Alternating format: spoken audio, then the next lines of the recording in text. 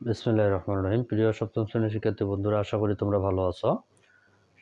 তোমাদের জন্য আজকে দুইটি অঙ্ক নিয়ে হাজির হয়েছি, 13 এবং 14। যেহেতু এই অঙ্কগুলা সাধারণ হর বিশিষ্ট ভগ্নাংশ, সপ্তম শ্রেণীর 6.1।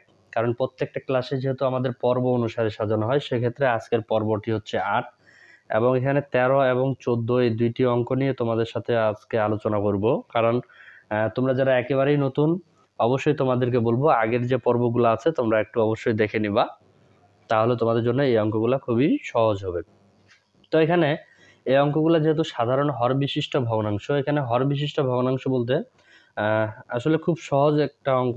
এই অঙ্কগুলা 13 নম্বরের যে অঙ্কটা আছে, এখানে আছে 2x/3m, এখানে আছে 3y/2n। এখানে কিন্তু দুইটা করে ভগ্নাংশ আছে, এটা একটা এবং এটা একটা। তো এখানে আমরা লিখতে পারি ডাইরেক্ট সমাধান হর। এখানে হর হচ্ছে একটা 3m এবং আরেকটা হর হচ্ছে 2n। হর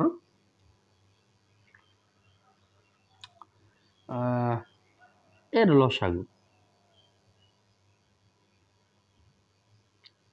লসাগু আচ্ছা, 3m এবং 2n এই দুইটার যদি আমরা লসাগু করতে যাই, তার আগে তোমাদেরকে দেখতে হবে 3 আছে এবং 2 আছে।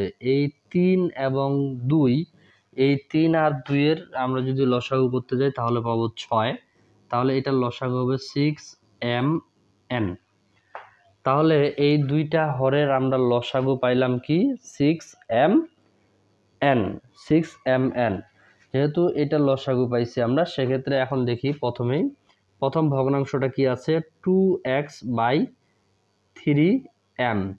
তাহলে এখানে আমাদের দেখতে হবে যে এখানে আছে আমাদের 3m, এখানে আছে 6mn। তাহলে আমাদের এটার সাথে কত গুণ করতে হচ্ছে, 3m। এখন এটা দেখতে হবে 6কে 3 দিয়ে ভাগ করলে কত পাচ্ছি আমরা, 2। এখানে m মিলে গেছে, বাকি আছে n, তাহলে পাচ্ছি 2n।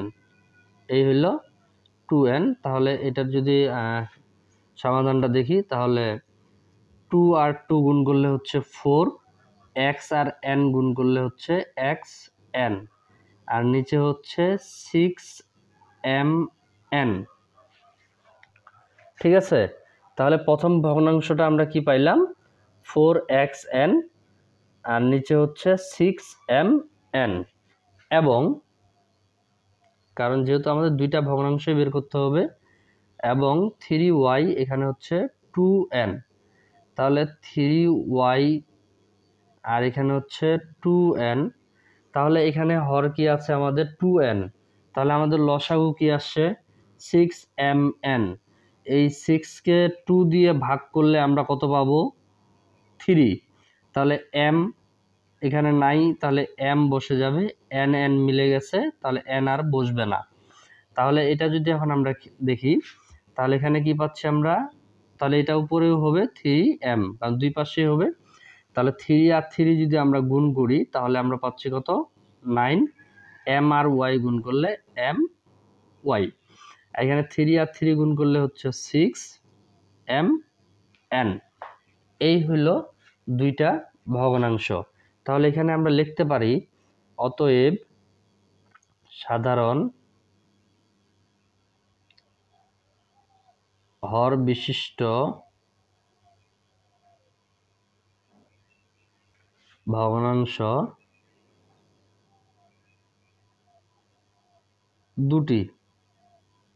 ভগ্নাংশ কয়টা আছে, দুইটা না, এটা একটা এটা একটা, যার কারণে এখানে লিখব 4xn, নিচে হচ্ছে 6mn, 9my, নিচে হচ্ছে 6mn। That's it. এটাই হলো 13 নম্বরের সমাধান। খুবই সহজ, তবে একটু ভালোভাবে বুঝতে হবে। তারপর 14 নম্বরের যেটা আছে, 14 নম্বরটা কি আছে,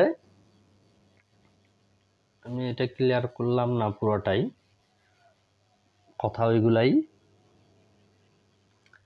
14 নাম্বার এখানে আছে a by a minus B comma B by a plus B.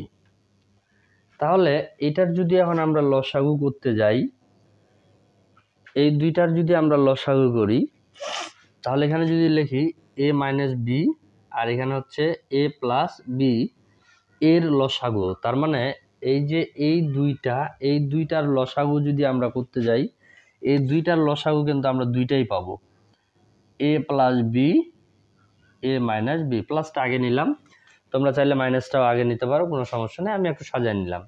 তাহলে এই দুইটার লসাগু কিন্তু আমরা এই দুইটাই পাচ্ছি।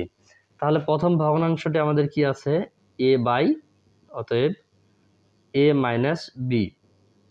তাহলে এখানে দেখতে হবে এখন, তাহলে এখানে কি আছে a মাইনাস বি, তাহলে a মাইনাস বি এর সাথে a মাইনাস বি যদি বাদ দেওয়া হয় তাহলে আছে কি a প্লাস বি। তাহলে এটার সাথে গুণ হবে a প্লাস বি, বন্ধনী দিতে পারো এখন ব্র্যাকেট না ডট না দিয়ে, আর এটার সাথে গুণ হবে a minus B into a plus B. আচ্ছা, তাহলে a আর a গুণ করলে a স্কোয়ার প্লাস থেকে গেল a আর b গুণ করলে এ বি, নিচে হচ্ছে a square minus B square. কেমনে হইল, কারণ এটার একটা সূত্র আছে, a স্কোয়ার মাইনাস বি স্কোয়ারের সূত্র হচ্ছে a plus B into a minus B, তবে a প্লাস বিটা পিছনে আছে, ওইটা নিয়ে কোনো সমস্যা না, এটা a plus B into a minus B বা a minus B into a plus B. হ্যাঁ, এটা সূত্র হচ্ছে a square minus B square. এটা হইলো তোমাদের প্রথম ভগ্নাংশ। এবং দ্বিতীয় ভগ্নাংশ কি আছে, B by A plus B equal, তাহলে এখানে দেখব বি ইন্টু কি আসতেছে, এখানে এ প্লাস বি এর সাথে কি বসতেছে, তাহলে এ প্লাস বি বাদ কি আছে এ মাইনাস বি, তাহলে এখানে বসবে এ মাইনাস বি, এখানেও বসবে এ মাইনাস বি। তাহলে এটার সাথে যদি এখন আমরা এটাকে গুণ করি, আগের এটা মেশানো হয়নি, আচ্ছা, তাহলে এটার সাথে যদি এটাকে গুণ করি, বি আর এ গুণ করলে বি এ আমরা সাজায় নিব এ বি, মাইনাস বি আর বি গুণ করলে বি স্কোয়ার, এটা হচ্ছে A square minus B square. Clear, A plus B into A minus B, সূত্র হচ্ছে A square minus B square. তাহলে ভগ্নাংশ দুইটি কি পাইছি, একটা হচ্ছে A square plus A B, নিচে হচ্ছে A square minus B square, comma আর এখানে হচ্ছে এ বি। এখানে আরেকটা লাইন বাড়ানো যায় অবশ্য, যেহেতু দুইটা একই আসছে, বাড়ানো যায় বলতে না বাড়াইলেও হয়। আচ্ছা, দেখাই দিই যেন পরবর্তীতে কোনো ঝামেলার মধ্যে না পড়ো।